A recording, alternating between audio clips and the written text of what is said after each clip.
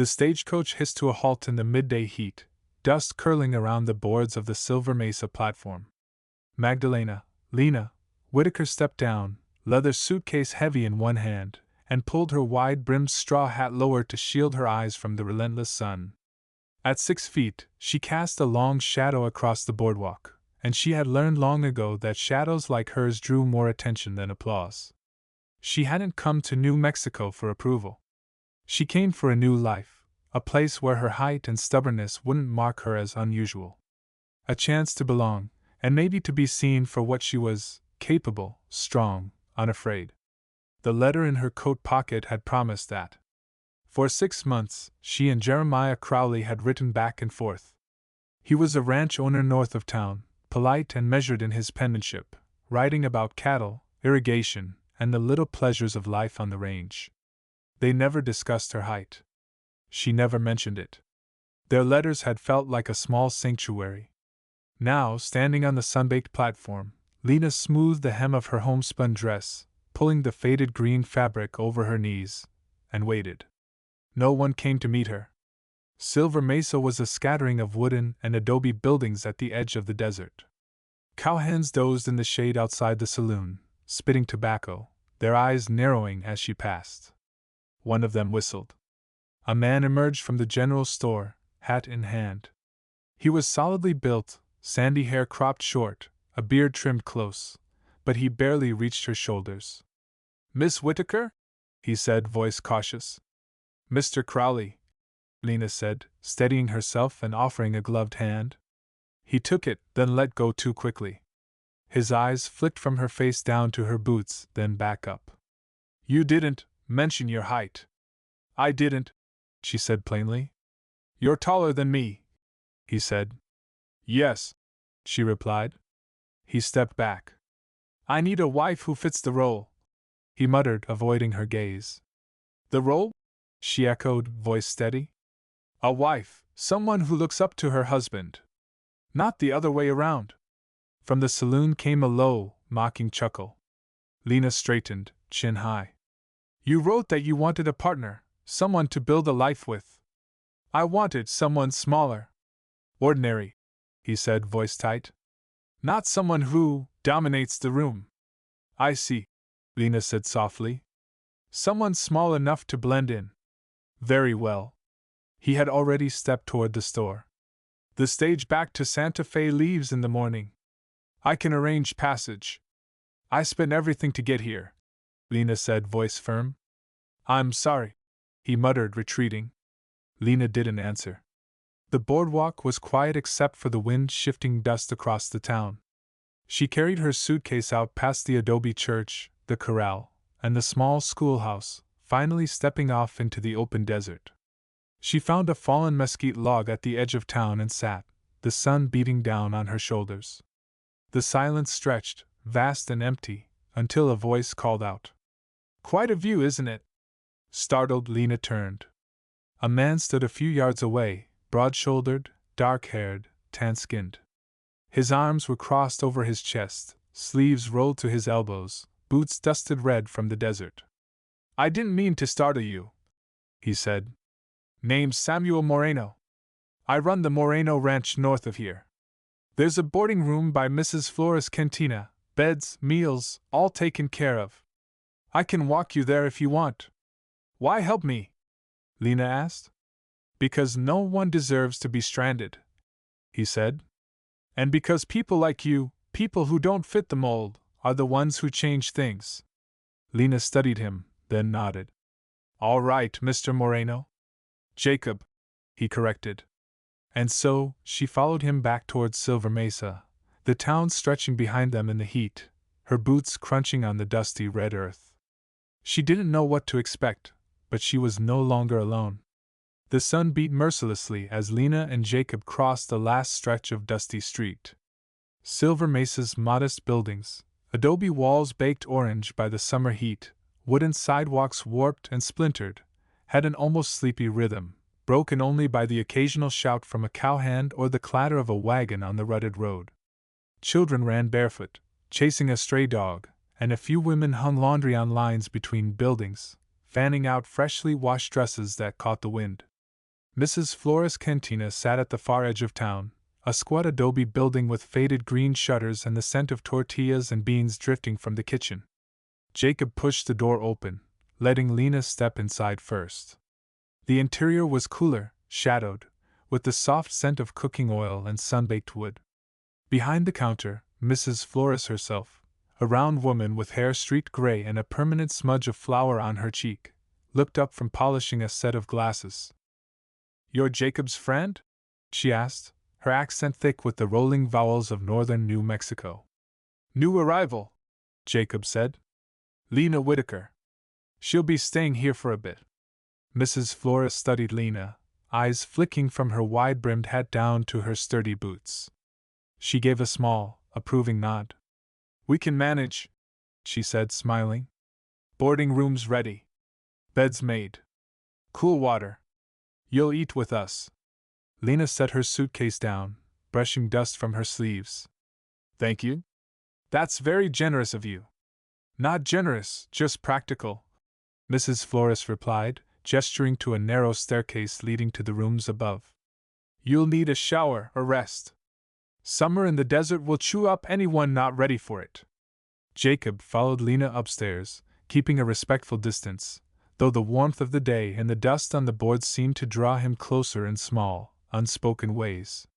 The room was simple: plaster walls, a small wooden bed, a dresser, and a window overlooking the town. Light filtered through the faded curtains, throwing narrow golden stripes across the floor. Lena set her suitcase on the bed and knelt to open it, revealing bolts of fabric she had brought from Boston, sturdy cottons, fine linens, and some scraps of floral calico, all carefully folded. "Planning to sew?" Jacob asked quietly, leaning against the doorframe. "Yes," Lena replied, voice steady. "I can earn my keep. I have skills." He nodded, eyes lingering on the fabric. "Good. Folks in Silver Mesa could use someone with your hands. There's a lot of work in town, and some of it needs someone who notices things most miss." She met his gaze, unsure whether he meant her height, her attention to detail, or some combination. There was a pause thick with unspoken thoughts, before he shifted and cleared his throat. "I'll leave you to settle in," he said. "Dinner's at 6. Don't worry about the meal. Mrs. Flores feeds everyone like kings." Lena nodded, and after he left, she sat on the edge of the bed, brushing dust off the fabric. Her mind swirled with a mixture of relief and anxiety. She was finally here, in New Mexico, but she had been rejected before even stepping fully into this new life. And yet, the desert stretched endlessly outside her window, warm and open, and for the first time in months, she felt a pulse of possibility. The hours passed quickly. She unpacked, organized her sewing kit, and began running through the simple practice stitches she knew would soon become orders from the town's women. By mid-afternoon, she had laid out fabric and needles on a small table and sat at the window, letting the sunlight guide her hands. Outside, the town moved in lazy summer rhythms, cattle driven along the far streets, dust kicked up by booths and wagons, children shrieking and chasing one another. By the time evening arrived, Lena was deep in her work when a knock came at the door.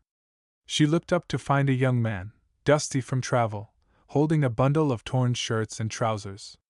"Miss Whitaker?" he asked. "Mr. Moreno sent me. Said you could repair these." Lena smiled faintly, taking the bundle. "Of course. Leave them here. I'll have them done by tomorrow." As the young man left, Jacob appeared in the doorway, hat in hand, dust still clinging to his boots. "How's the first day?" he asked, his voice casual but steady. "Busy," she replied. "And hot. But not unmanageable." "Good," he said, leaning against the doorframe. "You'll get the hang of it. Folks here respect skill more than anything else." They spoke for a few more minutes, discussing which ranch hands' clothing needed mending first, and which of the townswomen had requested alterations. Lena found herself noting how his gaze lingered not on her height, but on the folds of fabric, the lines of thread. There was no judgment in his eyes, only practical observation, a quality she found herself quietly grateful for. The night fell soft over Silver Mesa. The air cooled just enough to take the edge off the heat, and fireflies danced in lazy patterns across the yards and empty streets. Lena sat by the window, sewing by lantern light, her mind wandering briefly to the man who had rejected her in Boston. He had never seen her for what she was, sturdy, capable, and unwilling to shrink herself to fit someone else's expectations. Here, in the desert, she would be herself. And she would not apologize for it. The following morning, the sun climbed over the low mesas, baking the streets and glinting off the adobe rooftops. Lena had risen early, dusting the small table where she had laid her sewing projects. Her hands moved methodically over a torn shirt, stitching and reinforcing seams until the cloth lay smooth and repaired. By the time Mrs. Flores called down that breakfast was ready, Lena's fingers were sore but her mind felt alive with purpose. In the kitchen, the smell of frying bacon and fresh tortillas greeted her. Mrs. Flores ladled steaming beans into bowls, gesturing for Lena to sit. "Eat up, Nina," she said warmly. "You'll need energy if you plan on keeping up with all those ranch hands." "Thank you," Lena said, settling onto a chair, her back straight, her height drawing a few curious glances from the other patrons. Jacob appeared moments later, tipping his hat with a faint smile. "Morning. Thought I'd see how the first full day goes," he said, sliding into the seat across from her. "Going well," she replied, keeping her voice steady. "The first batch of clothes is nearly done." "Good," he said, nodding. "By midweek, you'll see that the entire ranch could use someone like you. These boys aren't careful with their shirts, but you're precise." The compliment made her flush slightly, though she tried not to show it. She had been rejected before, mocked for her height, told that she didn't fit, that she was too much for polite society. Here, she was simply useful, and the town, strange as it seemed, respected skill above appearance. After breakfast, Lena returned to her room to continue her work. By midday, she had finished repairs for half the ranch hands and was cutting cloth for a custom dress Mrs. Flores had requested. As she pinned the fabric, a shadow fell across her worktable. Looking up, she saw Jacob standing in the doorway, leaning casually against the frame. "Miss Whitaker," he said, a teasing lilt in his voice. "I hope you're not working yourself to exhaustion." "I'll manage," she replied, a small smile forming. "There's plenty to do." He stepped inside, careful not to knock over any of her tools. "I was thinking," he said, voice low and thoughtful. "There's a new shipment of linens arriving this afternoon. Some of them could use your touch. If you want, I can have a few men bring them to you." "That would be helpful," she said, her voice measured, though her pulse quickened. He didn't make her feel small. He treated her as capable, equal. That simple acknowledgement was almost dizzying. The afternoon passed in a blur of fabric and thread. The men brought bundles of cloth, and Lena worked steadily, her fingers moving with precision. Outside, the streets of Silver Mesa hummed with life. Wagon wheels clattered over the rutted roads, cattle shuffled through the town's edge, and children laughed in the bright heat, running barefoot across sun-baked dirt. Occasionally, Lena looked up, seeing Jacob checking on the deliveries or lending a hand to the ranch boys, tall and steady as a beam of sunlight. By late afternoon, sweat dampened the back of her neck, and the sun cast long shadows across the floorboards. She paused, stretching her arms, and glanced toward the window. A group of townsfolk had gathered outside, whispering among themselves. A few women waved, holding scraps of fabric, signaling for her attention. Lena felt the familiar tug of anxiety, the old fear of being noticed, of being judged. But this time, it was different. Their eyes were not mocking, they were appreciative, curious, and perhaps a little awed. She stepped outside carrying a bundle of repaired shirts, and was met with nods and polite smiles. "Miss Whitaker, these look excellent," called one of the ranch hands, tipping his hat. Another woman held out a small dress, saying, "I've heard you're the best seamstress in town. Can you fix this?" Lena took the garment, her hands steady, and said simply, "I'll have it ready by tomorrow." The sun warmed her back, the heat heavy but not oppressive, and for the first time since arriving, she felt truly present, part of this town, this community. As she returned to the boarding house, Jacob stepped out of the shade of a building, brushing dirt from his trousers. "You handled that well," he said quietly, watching her, his eyes steady. "Most people wouldn't dare step out and face a curious crowd like that." "I've had practice," she replied, with a faint laugh. "Being noticed is nothing new." He studied her for a long moment, and she caught herself thinking of how different it felt to be noticed without shame, to be tall, capable, and appreciated all at once. "You're remarkable," he said softly, not as a compliment to her appearance, but to her presence, her resolve. That evening, the town's small general store received news of a traveling show coming to Silver Mesa, and the excitement in the streets made Lena smile. Children ran ahead, waving at the performers setting up in the dusty square, while adults stopped to exchange stories and gossip. Lena returned to her sewing room, feeling the day's heat settle into her muscles, and continued her work, humming quietly. As the sun dipped below the mesa, painting the sky in streaks of red and gold, Jacob returned to check on the progress of her repairs. They exchanged few words, but there was a comfort in the shared silence, the quiet acknowledgement of each other's presence. Lena felt the beginnings of something she had never allowed herself to feel in Boston: trust. And though she knew the road ahead would be long, rumors, judgment, the ever-present shadow of her height, she also knew that in Silver Mesa, she had a chance to be herself, to be seen, and to be respected. And perhaps, over time, she would also discover the slow, steady stirrings of something more. The next morning, the heat settled over Silver Mesa like a thick, golden blanket. Dust rose from the street whenever a wagon rumbled past, and the scent of baked bread from the bakery mingled with the sharp tang of sun-baked dirt. Lena stepped outside the boarding house, a basket of freshly mended shirts cradled in her arms. The light cotton dress she wore clung slightly to her back, damp from the early morning sweat, but she barely noticed. Jacob was already at the corral, checking the horses.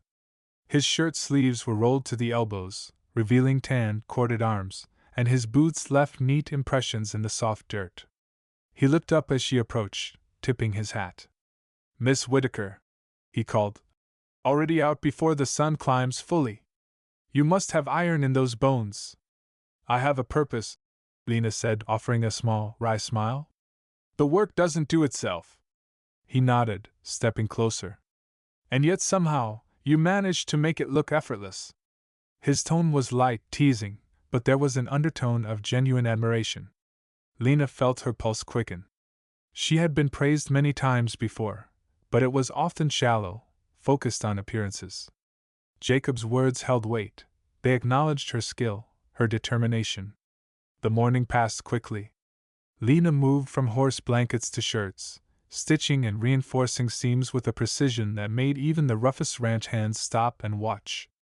Occasionally, Jacob would offer a steadying hand, lifting heavy bundles or holding cloth taut, and she caught herself noticing the ease with which he moved, tall and sure-footed, commanding the space around him without arrogance. By noon, a small crowd had gathered near the corral. A few women watched her work with quiet envy, and some of the ranch hands muttered among themselves about the skill of the tall lady seamstress. Lena's back ached from bending and reaching, but she ignored it, focusing on the rhythm of needle and thread. As the sun climbed higher, Jacob leaned against the fence beside her. "You know," he said, voice low, "you're making a lot of people rethink what they thought they knew about Silver Mesa. Not just the clothes, but the way you carry yourself." Lena paused, threading her needle. "You mean the tall woman in a town that expects small ones?" He smiled faintly. "Exactly. Most men would find it unsettling, but I think you've got them wondering if maybe height comes with perspective." She laughed softly, a sound that carried in the dry, hot air. It was rare for her to feel at ease in a group, rare to be seen without judgment. "Perspective, huh?" she murmured. "I suppose that's better than ridicule." Jacob nodded, watching her carefully. "Much better. And I'd wager that Silver Mesa will remember the day you walked into the corral and showed them how it's done." Later that afternoon, Lena returned to the boarding house to gather more supplies, her arms full of mended shirts and soft cottons. Mrs. Flores met her at the door with a knowing smile. You're becoming quite the presence in town, she said, adjusting her apron. Not just for your work, but the way people look at you, differently. They're noticing me for what I can do, Lena said, smoothing the edges of a neatly folded shirt. Not for height or appearance. Mrs. Flores chuckled, shaking her head. Some will take longer to understand that than others. But you carry yourself like someone who belongs, and that makes all the difference. As the sun dipped low, casting long shadows across the wooden boards of the street, Jacob appeared again. This time he brought news. A neighboring ranch needed immediate repairs on a batch of saddles and tack. Could use your hands, he said simply. And if you want, I can help carry the heavier pieces. Lena hesitated only briefly, then nodded. Lead the way. They rode out together, Lena perched carefully on the back of a horse, Jacob walking beside her, steadying the reins. The wind carried the scent of mesquite and dry grass, and the sky burned in shades of orange and violet. The journey was quiet, but the silence between them was not uncomfortable. It was a shared understanding, a rhythm forming naturally. At the neighboring ranch, Lena worked diligently, her fingers dancing over torn leather and frayed stitching, while Jacob handed her tools and steadied heavy pieces. The ranch hands watched in awe, whispering to each other about the seamstress who seemed unflappable even under the summer sun. By the time they returned to Silver Mesa, the stars were beginning to prick the sky with light. Lena's arms ached pleasantly, her back was sore, and her heart was full in a way she hadn't expected. Jacob walked beside her as they approached the boarding house. You've done well today, he said quietly, his eyes reflecting the soft glow of lanterns in the windows. The town will talk about this for weeks. Lena smiled faintly, brushing a stray lock of hair from her face. As long as it's about the work and not me. Jacob's hand hovered near hers, almost brushing. You've earned the right to be noticed, Lena. Height, skill, courage, they all matter. Don't let anyone tell you otherwise. She looked up at him, feeling the warmth of his words settle in her chest. I'll remember that, she said softly. That night, Lena sat by the small window of her boarding house room, the sounds of the desert night drifting in. The distant bray of a mule, the low murmur of the river, the rustle of mesquite leaves. She felt an unfamiliar peace, a sense that, finally, she had found a place where she was not just tolerated, but valued. And somewhere, beneath the quiet stars, she felt the faint stirrings of something more, something patient, steady, and perhaps, in time, strong enough to grow into love. The next morning, the town of Silver Mesa woke under the intense golden light of summer, the heat already making the wooden boards of the street sweat. Lena adjusted the strap of her leather satchel, which carried mended garments and freshly laundered cloth, and stepped out into the bustle of the morning market. Stalls lined the main street, baskets of bright peppers, jars of honey, freshly baked tortillas, and the occasional bolt of cloth waiting to be chosen for a dress or shirt. Jacob was already at the water trough, brushing down one of the horses that had been returned from an early round of work on the outskirts of town. He looked up as Lena approached, squinting against the sunlight, a half-smile tugging at his lips. Morning, he said. You're early again. Something tells me you'll be the busiest person in town before high noon. Lena returned his smile with a tilt of her chin. Better early than late. The work doesn't wait. The market was alive with chatter. Children ran past, swinging ropes and sticks, while merchants called out their prices and the occasional stray dog slunk between legs and crates. Lena moved steadily, delivering mended shirts to the ranch hands who had left orders with her at the boarding house. Some called greetings, others nodded respectfully at the tall woman moving among them with quiet authority. By midday, the sun had climbed high, and the heat pressed against the back of her neck. She paused beneath the shade of a mesquite tree, wiping sweat from her forehead. A wagon rumbled down the street, its wheels kicking up dust and clouds that clung to her dress. Jacob came up beside her, carrying a bundle of freshly repaired harnesses. You're working harder than I've seen anyone work, he said. And you're smiling the whole time. I don't know how you do it. I've always done it this way, Lena said lightly, threading her fingers through the top of the harness. Hard work is easier when it has a purpose. Jacob's gaze lingered on her face, on the way her brown eyes reflected the heat of the sun, and the soft arch of her hair framing the line of her jaw. Purpose, he echoed. I imagine it helps when people respect what you do. Not everyone does. She straightened, brushing dust from her dress.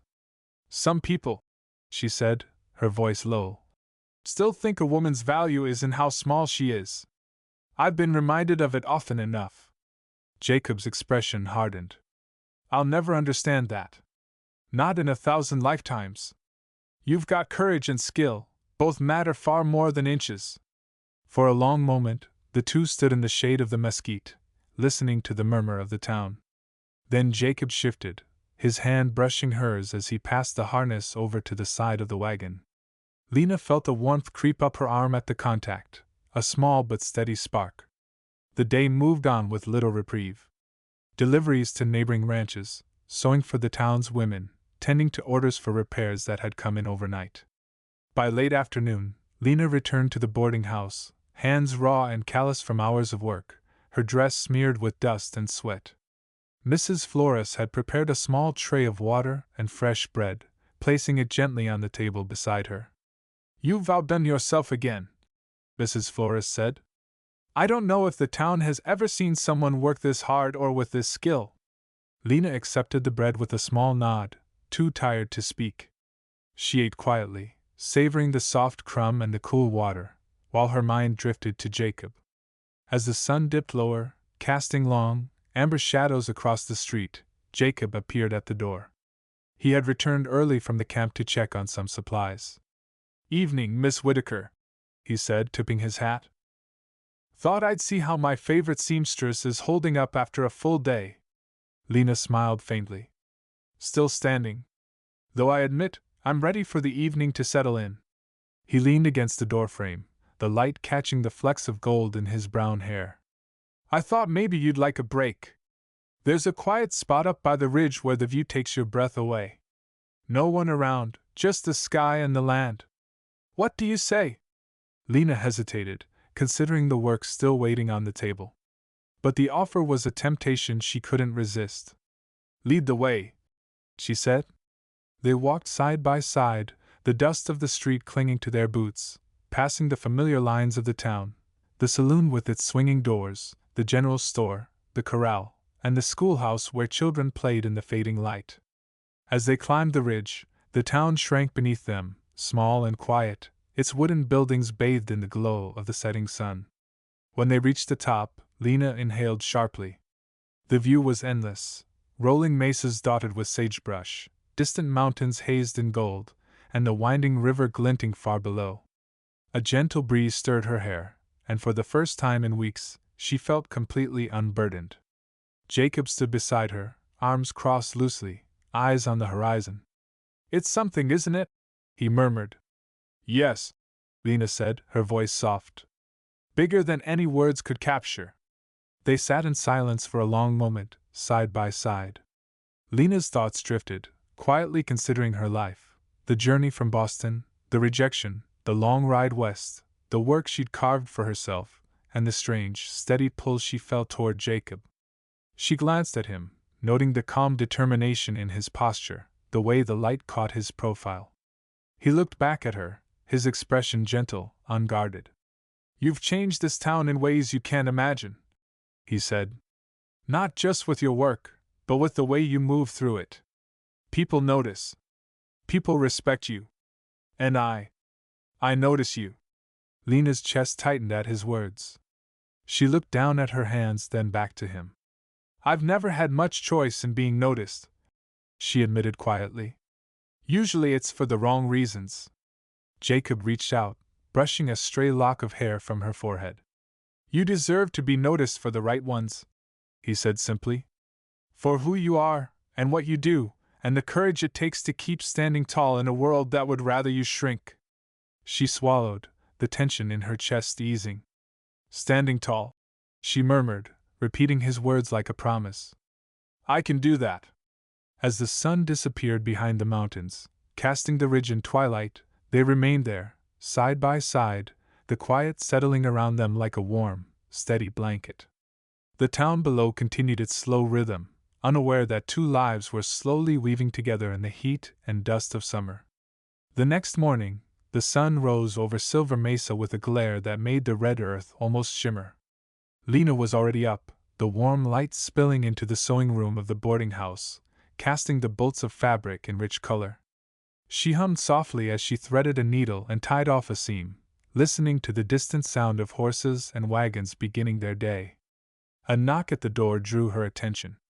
She glanced up to see Jacob leaning against the frame, a wide-brimmed hat in hand and a faint sheen of sweat across his forehead from the morning chores. "Morning, Miss Whitaker," he said, voice casual, though there was a warmth behind it. "Figured I'd check in before the sun climbs too high." "You're early," Lena noted, smiling faintly. "Though not unwelcome." Jacob stepped inside, setting the hat on a nearby chair. "I've got a bundle of work coming from the ranch today," he said, gesturing toward the wagon outside. "Some torn saddlebags, shirts with split seams, and a pair of gloves that didn't survive the river crossing last week." Lena nodded, gathering the items on a side table. "Good. Keep the orders coming. It's better when the work keeps me moving." He watched her for a moment, noting the way her tall frame moved with confidence, her hands skilled and steady. "You've got a way about you," he said quietly. "Not just the sewing. It's everything. You make a place feel alive." She looked up, catching his gaze. "I do what I can." Her voice was quiet, but her eyes carried something steady and unflinching. "Some of us don't get the choice to be small, Jacob. We have to take up the space we're given." Jacob smiled, a small, genuine curve of lips. "And take it you do." The morning passed with the rhythm of needle against fabric, punctuated by brief visits from townsfolk and ranch hands. Each delivery brought a new story, a new set of challenges. Lena worked steadily, her mind half on the sewing and half on the ridge and the quiet moments she'd shared with Jacob.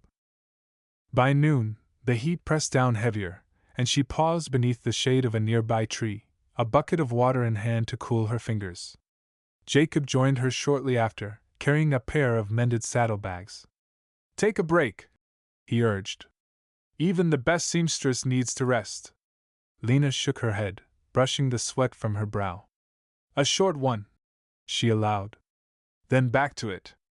Jacob watched her, the sun highlighting the golden tones in her hair and the determined line of her jaw. He felt a pull he couldn't quite name, a mix of admiration and something warmer, deeper. He cleared his throat. "There's a small gathering tonight at the saloon," he said.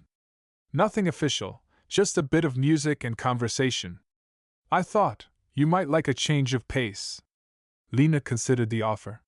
She wasn't accustomed to idle socializing, and gatherings had a way of turning into stares and whispers. But there was something in Jacob's expression, quiet insistence, and genuine care, that made her nod. "All right," she agreed. "I'll come." Evening settled over Silver Mesa in the familiar haze of summer heat. The saloon's doors swung open to welcome the soft murmur of townsfolk, the clink of glasses, and the strains of a fiddle tuning up. Lena entered, brushing dust from her dress and smoothing her hair, and immediately felt the eyes following her. Some stared, some whispered, but she held her head high, refusing to shrink. Jacob was already there, leaning against the far wall, watching her arrival with a small smile. As she approached, he stepped forward. "Glad you came," he said. "Curiosity and courage," Lena replied lightly. "Mostly curiosity." They settled at a table near the open window, the warm evening air carrying the scent of hay and leather from the nearby corral. Music began, and soon a few couples took to the small dance floor. Jacob held out his hand. "Would you care to dance?" Lena hesitated, then placed her hand in his. The rhythm was unfamiliar at first, but their steps quickly found a natural flow. The heat of the day faded as she moved with him, the music guiding them, the world outside shrinking until it was only the two of them and the faint echo of the fiddle. For a long moment, no one else seemed to exist. Lena felt the strength in Jacob's hand, the steadiness in his posture, the way he matched her steps without effort. He didn't try to control her, to lead her in a way that diminished her presence. He moved with her, equal in every sense. When the dance ended, they lingered at the edge of the floor, breath caught between laughter and quiet satisfaction. "You're easier to dance with than I expected," Jacob said. "And you're better than I imagined," Lena replied, her voice soft. The evening passed with conversation, music, and the occasional cheer as someone won a friendly bet at cards. Lena moved through the crowd, delivering mended gloves to a young ranch hand, adjusting a collar for a woman's dress, but always returning to Jacob's side. They spoke in quiet moments, sharing stories of childhood, of travel, of Boston and Silver Mesa, and slowly, the barriers between them fell away. As the night deepened, the saloon emptied gradually, leaving only a few lingering voices and the warm hum of conversation. Lena and Jacob stepped outside into the cool night air, the stars burning bright against the velvet sky. "Thank you," Jacob said simply. "For coming. For showing me something I didn't know I needed," Lena replied. They walked together toward the boarding house, the quiet of the town wrapping around them, the distant crickets and the soft wind through the mesquite trees a lullaby to their growing connection. At the gate of the boarding house, Jacob paused, tipping his hat. "Good night, Miss Whitaker." "Good night, Jacob," she said, brushing a strand of hair from her face. "And thank you?" She watched him disappear down the dusty street, feeling the warmth of the evening and the steady pull of something deeper taking root in her chest. For the first time in months, Lena allowed herself to imagine a future where she didn't have to shrink to fit expectations, a life where courage, skill, and kindness were enough to carve her place in the world. The next morning, sunlight poured across the red clay streets of Silver Mesa, igniting the dust motes that hung in the air. Lena rose early, as she always did, stretching her long frame before the day became fully alive with heat and motion. She moved through the boarding house quietly, careful not to disturb the few other lodgers already stirring. Jacob was already up, hauling a bundle of newly delivered fabrics from the wagon into the back sewing room. "Morning, Miss Whitaker," he called over his shoulder, sweat dampening his brow already in the summer heat. "Looks like we've got a busy day ahead." "Morning," Lena replied, tying back her hair. "Let's make it count." She ran her hands over the bolts of fabric, noting the new colors brought from the ranch, deep ochres, forest greens, and bright blues that caught the sunlight. Each bolt was a promise of work, of connection, of belonging. As she measured and cut, she heard the soft patter of boots behind her. Turning, she saw young Tommy Rivera, the orphan boy who often ran errands for the boarding house. "Miss Whitaker," he said breathlessly, "my ma says she's got a skirt that needs mending. She'll be here in a bit." "Good, Tommy," Lena said, smiling. "Tell her I'll take care of it right away." Soon, the door opened again, and a cluster of ranch hands stepped in, bringing with them a few more shirts and gloves that had survived the week's work only partially intact. Lena took each item in turn, examining the tears and frays, the worn seams that had once held strong under hard labor. She set to work immediately, her fingers nimble and steady as ever. Jacob lingered nearby, offering occasional advice or holding items up for her to inspect. "That tear along the shoulder seam?" he said, pointing. "Better reinforced with double stitching. Those lads swing axes enough to rip anything you make." "I've got it," Lena replied, her voice calm, but her focus intense. Her hands moved like clockwork, threading needles, tightening stitches, turning frayed edges into solid seams. Every garment that left her hands was stronger than before, proof of skill honed through years of necessity. By midday, the heat pressed heavier, baking the clay under the soles of boots and sending the sweat down their backs. Lena wiped her forehead with a cloth, glancing at the door as a cloud of dust heralded a new arrival. A carriage had pulled up outside the boarding house, and the driver called out, "Miss Whitaker, a package for you from the northern ranch." Jacob ran to meet it, carrying it inside with ease. Lena set it on the table and carefully untied the straps, revealing a collection of heavy leather jackets, thick canvas trousers, and a bundle of embroidered saddle blankets. She ran her hands over the fine stitching, noting the repairs and additions already made by Jacob's men in preparation. "This is a big order," Jacob said, watching her examine the garments. Might take a few days, but I've got confidence in your hands. Lena's lips curved in a faint smile. Then we'll get to it.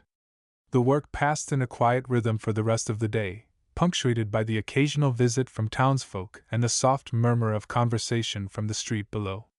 Lena kept her focus, yet her thoughts drifted to Jacob, to the night before, and to the quiet moments that seemed to settle between them with each glance and half-smile. As the sun dipped toward the horizon, painting the town in amber light, Jacob leaned against the doorway, watching her move through her work. "You've got a way of making this place feel steadier," he said. "Like everything's in its proper place when you're here." "I do what I can," Lena replied, her voice quiet but firm. She didn't need to add more, her work spoke for her. He nodded, stepping closer. "There's a small gathering tonight near the livery stable," he said. "Music, maybe a dance. Nothing fancy, just the townsfolk unwinding after the week." Lena considered it. She wasn't used to social events, and gatherings often brought the kind of attention that made her tense and self-conscious. Yet there was something in Jacob's look, earnest and patient, that made her incline her head. "All right," she agreed. "I'll come." By evening, the livery stable had been transformed for the gathering. Lanterns hung from wooden beams, casting a warm glow over the dusty floor. The smell of fresh cut hay mingled with roasting meats, and the tang of leather. Lena entered, brushing dust from her dress, and immediately felt the eyes on her. Murmurs rippled through the small crowd, but she held her head high, refusing to shrink. Jacob was waiting near the edge of the dance floor, tipping his hat as she approached. "Glad you came," he said simply. "Curiosity," Lena replied lightly. "And a little courage." The music started, and couples moved to the floor. Jacob extended his hand. "May I?" She placed her hand in his, letting the music guide their steps. At first, they moved cautiously, matching pace, testing rhythm. Then, gradually, their steps found ease. The world outside the lantern-lit stable faded. It was only them, moving in tandem, the warm evening air brushing their faces, the faint scent of hay and leather all around. Lena noticed the ease of Jacob's movements, the way he didn't try to control or diminish her presence, but instead matched it. She smiled, feeling the knot of tension that had been wound tight in her chest loosen for the first time in months. When the dance ended, they lingered at the edge of the floor, catching their breath. "You're easier to dance with than I expected," Jacob said, a teasing glint in his eyes. "And you're better than I imagined," Lena replied softly. The gathering continued with conversation, laughter, and the occasional friendly wager at a card game. Lena delivered mended gloves and adjusted collars, always returning to Jacob's side. They spoke quietly in moments, sharing stories and finding common ground. Slowly, an unspoken understanding grew, the beginnings of something steady and real. As the night deepened, the crowd thinned, leaving only the faint murmur of conversation and the glow of lantern light. Lena and Jacob stepped outside into the warm night, the stars brilliant overhead. "Thank you," he said quietly. "For what?" Lena asked, looking up at the sky. "For coming," he replied simply. "For letting yourself be here. And for showing me a place where I don't have to shrink," she said, her voice carrying in the night air. They walked together toward the boarding house, the quiet town wrapping around them like a protective cloak.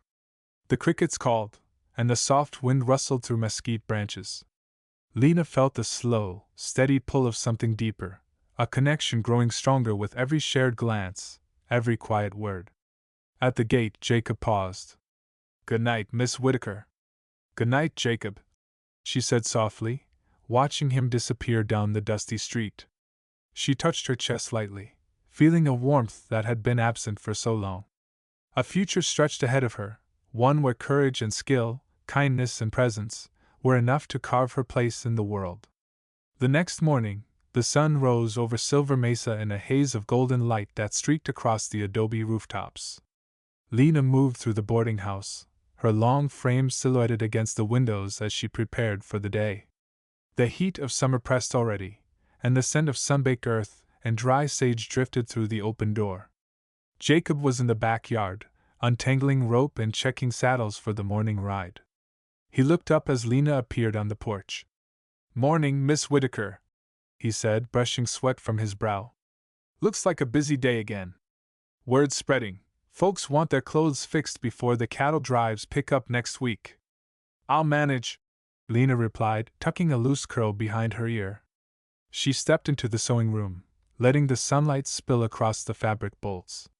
Today's work would be heavy: canvas trousers, leather vests, thick shirts for the ranch hands, but her hands moved with confidence, threading needles and stitching hems as if guided by memory alone. By mid-morning, the door opened again. Tommy Rivera darted inside, breathless, carrying a small basket. "Miss Whitaker! Mrs. Delgado says she needs the sleeves shortened on her dress before her niece's wedding." Lena smiled faintly. "All right, Tommy. Tell her I'll have it done by afternoon." She turned back to her work, cutting and pinning, threading and tightening stitches with precise care. The rhythm of the room was punctuated by knocks at the door and the occasional creak of floorboards. Lena barely noticed the heat or the sweat. Her mind was fully absorbed in each stitch, each fold of cloth. Every garment repaired was a small triumph, a mark of her skill, and a reminder that she belonged somewhere that appreciated her abilities and presence. By noon, the sun beat down through the open windows, making the sewing room almost stifling. Jacob appeared again, wiping dust from his hands. "Lena, the men from the northern ranch sent another load. Looks heavier than the last." "I'll handle it," she said, lifting her skirts and moving to meet him. The bundle contained several heavy leather jackets and a dozen canvas shirts. Lena set to work immediately, her hands nimble and precise despite the weight of the fabrics. As she worked, she noticed a few of the townsfolk lingering outside, peering in through the open windows. Whispers floated through the heat. "Tall woman doing work better than most men. She's got skill in her hands and backbone to match." Lena ignored them, letting her confidence grow silently as the hours passed. Late afternoon, as the light began to fade, Jacob leaned against the doorway, watching her. "You've got the whole town talking, Lena," he said. "But in a good way. They're starting to see you for more than your height." "I'm used to attention," Lena replied lightly, her fingers never pausing. "I've learned it doesn't matter what people say, they only see what they want." Jacob smiled, a flicker of warmth in his eyes. "You've got more than skill, you know. You've got heart, too." Lena looked up, meeting his gaze. "I've learned to survive," she said softly. "Sometimes that looks like heart." That evening, the town gathered again near the livery stable, this time for a small celebration of the week's successful harvest. The lantern swung gently in the evening breeze, casting a warm glow over the rough wood of the stable. The scent of roasted meats, sweet bread, and dry hay mingled with the faint tang of leather and dust. Lena arrived, brushing dust from her dress, and immediately felt the curious eyes of the crowd. She held her head high, her presence commanding without arrogance. Jacob greeted her with a small, respectful bow. "Glad you came." "Curiosity," Lena replied with a faint smile. "And a willingness to see the good in people." They moved to the edge of the dance floor as the fiddlers tuned, then joined in the first dance. Lena felt the familiar tension in her shoulders ease as they found rhythm together. Jacob's hands were firm but gentle, matching her steps without attempting to overshadow or constrain her. The world outside blurred, the heat, the dust, the murmurs of the crowd, and it was only them, moving together in perfect synchrony. After the dance ended, they lingered at the edge of the floor, catching their breath. "You're easier to dance with than I expected," Jacob said, his tone light. "And you're better than I imagined," Lena replied softly. The evening passed with laughter, music, and quiet moments shared between them. Lena repaired collars, mended gloves, and shared small words with Jacob, each conversation building trust and understanding. Slowly, the beginnings of something deeper took root, a connection that neither had expected but both welcomed. When the crowd thinned, Jacob and Lena stepped outside. The stars blazed over Silver Mesa, the desert air warm and dry. "Thank you," he said quietly. "For what?" she asked, gazing at the horizon. For being here, he said simply. For letting yourself belong. And for showing me a place where I don't have to shrink, she replied, her voice carrying softly in the desert night. They walked toward the boarding house in companionable silence, the quiet of the town wrapping around them. Lena felt the pull of something stronger with each step, a sense of belonging that extended beyond work or skill, a sense of home she had not expected to find. At the gate, Jacob paused.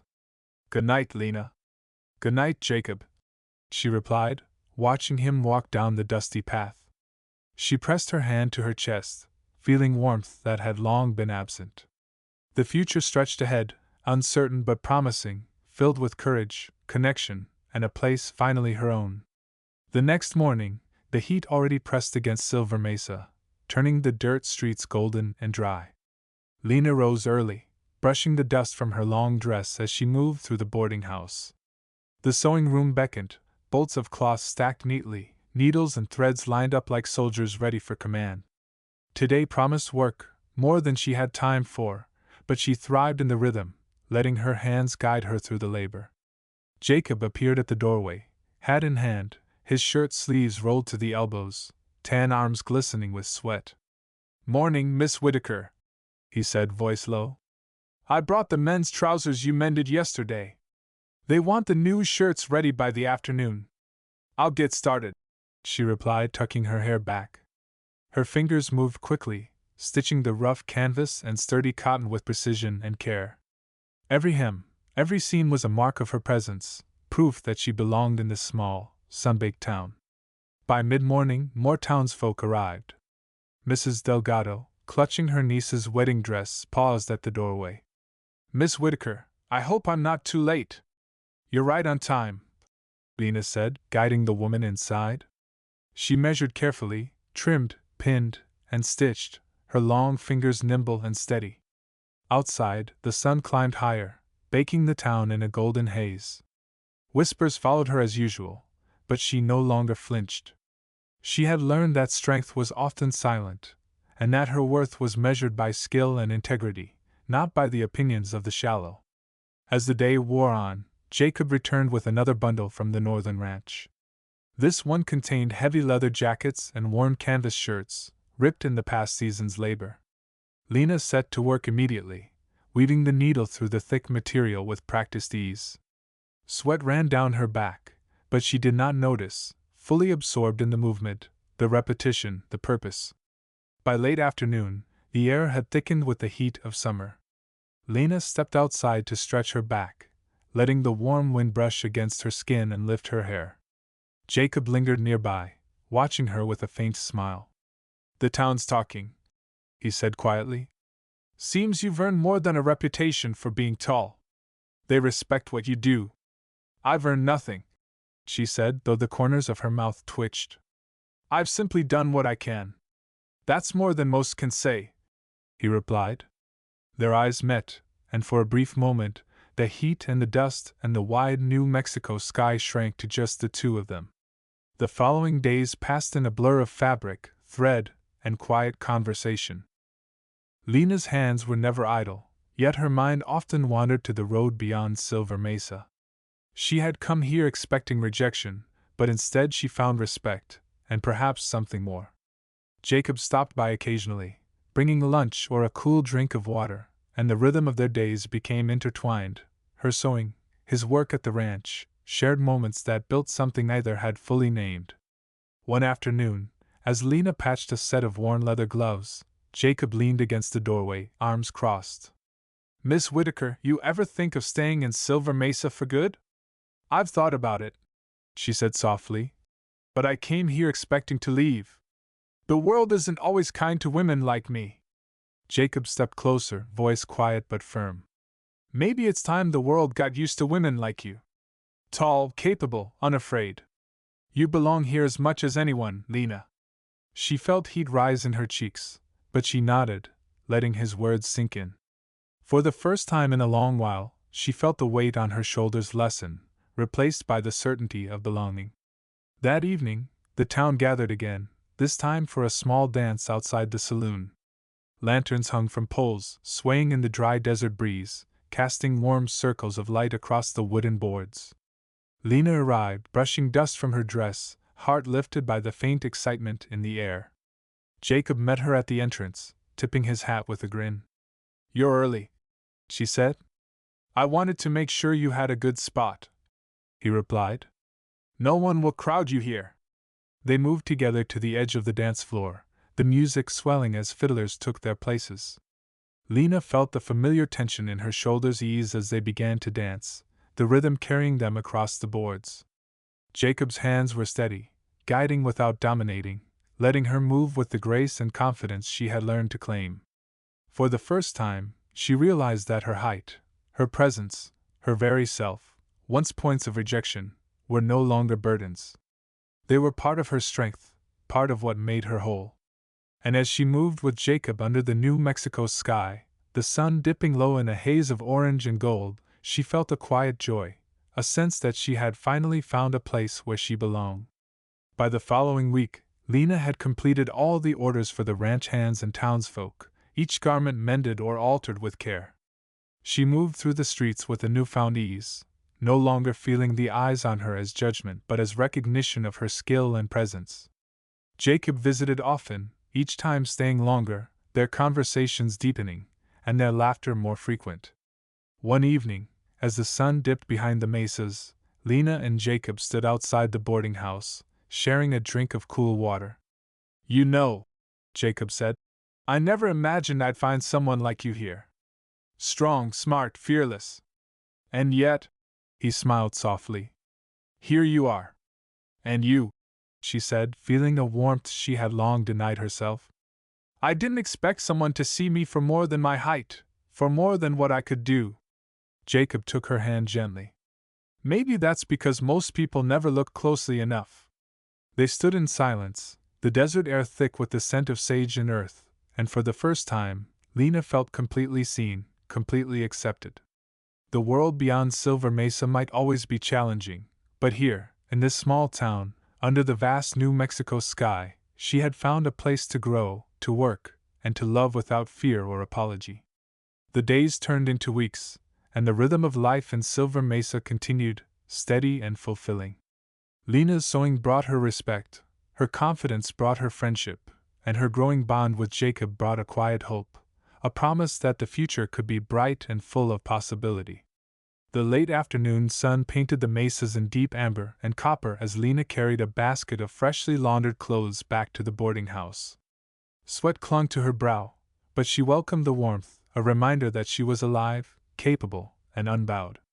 The streets of Silver Mesa hummed with life, horses' hoofs clattering against wooden boards, children chasing one another through dust clouds, merchants calling out their wares in the heat of summer. Lena moved among it all like she belonged, head held high, hands steady. Jacob was waiting on the porch of the boarding house, hat pulled low against the sun, arms crossed casually. "You've been at it since sunrise," he remarked, his tone equal parts teasing and admiring. "Still, I don't think I've ever seen anyone work like you do." "It's what I came here to do," she replied, brushing a stray lock of hair from her face. "Make myself useful. Earn my keep. And maybe, just maybe, prove that being tall doesn't make a woman less capable." Jacob chuckled, shaking his head. "You've already proven that. But it's not just your height. It's your skill, your persistence, your way of making this town better just by being in it." Lena felt her cheeks warm but allowed herself only a small smile. Words like those were rare, precious, and carried weight she was only beginning to understand. The town's attention, however, was a double-edged sword. While most residents now treated her with respect, there were still murmurs, subtle glances, questions disguised as small talk. William Prescott, the man who had first rejected her, remained a constant shadow. He appeared at the general store, tipping his hat, always with a hint of condescension. Once, when handing her a bolt of fabric, he muttered, "Don't let all that height get in the way of humility, Miss Whitaker." Lena's reply was calm, measured. "Humility has nothing to do with height, Mr. Prescott. But thank you for your concern." He sputtered briefly, then walked away, muttering under his breath. She allowed herself a private laugh before moving on. She had survived rejection once. She would survive it again if necessary. The following days were a whirlwind of orders and errands. Jacob visited frequently, often bringing more work from the northern ranch, or stopping just to watch her at her craft, offering quiet words of encouragement. One evening, after a long day of mending and measuring, Lena stepped out onto the porch of the boarding house to catch the last light of the setting sun. Jacob joined her, leaning against the railing. The silence between them was comfortable, companionable, not requiring words to fill it. He finally spoke, voice low and steady. "I've been thinking," he said.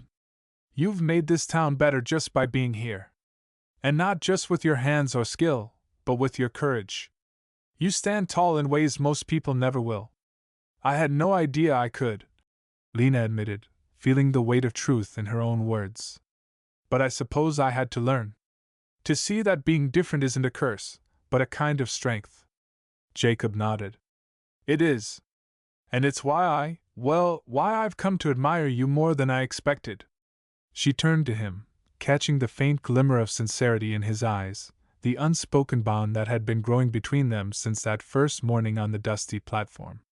For the first time, she allowed herself to feel it fully, the stirrings of affection, the warmth that came from recognition and respect, and the gentle excitement of possibility. A week later, a small festival arrived in Silver Mesa, music, games, and food filling the town square. The heat of summer was tempered by the shade of awnings and the laughter of children. Lena set up a small stand, offering hand-stitched goods and mended items for sale. Jacob appeared shortly after, helping her lift a basket of goods into place. The festival drew much of the town, including Prescott, who lingered near the edges, casting occasional glances toward Lena and Jacob. He saw her laughing with Jacob, helping children with small prizes, and he scowled, muttering to himself.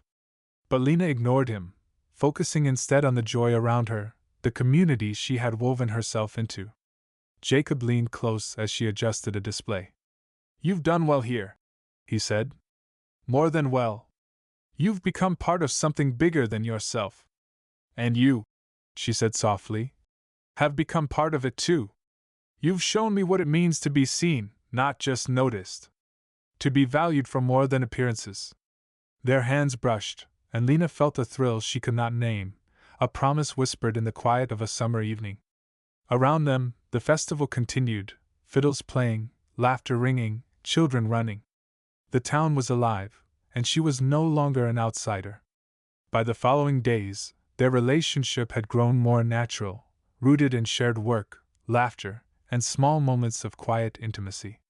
Jacob continued to visit Lena at the boarding house, often staying late into the evenings, discussing plans for the ranch, the town, or simply sharing stories of past summers. Lena found herself anticipating these moments, savoring the comfort and excitement they brought. One afternoon, as the sun dipped low over the mesas, Jacob arrived with a small basket of peaches. "Thought you might like a treat," he said, offering one to her. Lena accepted it, laughing as she bit into the juicy fruit. "You've been spoiling me lately," she said playfully. "Only because you deserve it," he replied, his eyes warm and steady. "And because I enjoy seeing you smile."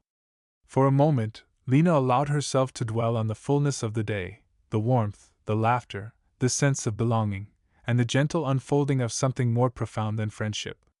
She realized that in Silver Mesa, under the vast New Mexico sky, she had found a home not just for her skills, but for her heart.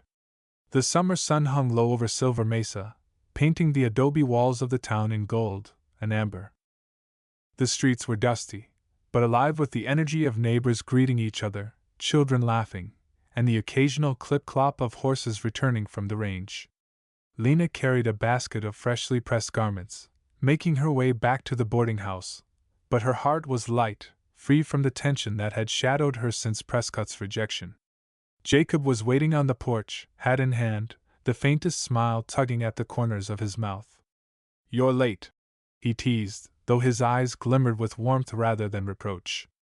"I lost track of time," Lena admitted, letting the sunlight catch the strands of her chestnut hair. "Seems the town has taken more from me than just work, It's given me perspective. He stepped closer, lowering his voice. And I hope it's given you the knowledge that you belong here. That someone belongs with you. Lena met his gaze.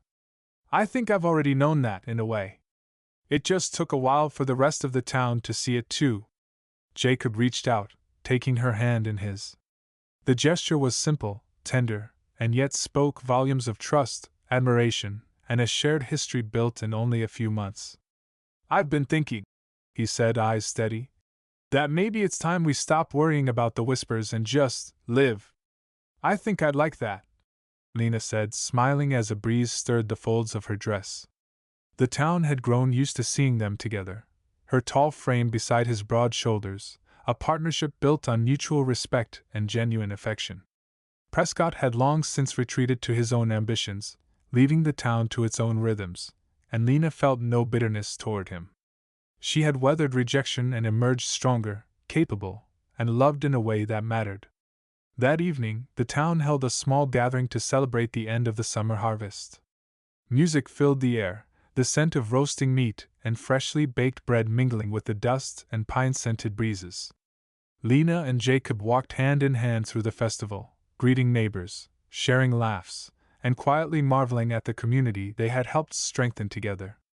At one point, Jacob led Lena to the edge of the plaza, where the sun dipped low behind the mesas, igniting the sky in brilliant oranges and purples. He paused, turning to face her fully. You've brought light here, he said softly. Not just with your skill, but with who you are. I don't want to imagine this place without you in it. Lena felt the heat rise to her cheeks, but her heart was steady. And I don't want to imagine it without you, she replied. You've shown me that it's not about fitting expectations, it's about standing tall in your own truth. Jacob smiled, stepping closer. Then let's keep standing tall. Together. They watched the sun slip behind the horizon, the sky fading to a deep indigo, the first stars beginning to appear. Around them, the town celebrated, but in that moment, it felt as though Silver Mesa itself had paused to honor them. They had survived ridicule, rejection, and doubt, and they had found love, partnership, and home in one another. Lena felt the final knot of uncertainty untangle in her chest. She looked up at Jacob, her tall frame no longer a source of insecurity, but a symbol of strength. I'm ready, she whispered. Then so am I, he replied, his voice gentle but firm. And together, hand in hand, they walked back to the boarding house, laughter mingling with the fading music, hearts full, and futures bright. The town of Silver Mesa had accepted them, the summer had witnessed their growth, and the mesas themselves seemed to stretch wide, embracing the pair who had dared to stand tall and claim their place in the world. The story ended, not with conflict or doubt, but with warmth, resolution, and the unmistakable promise of lasting happiness.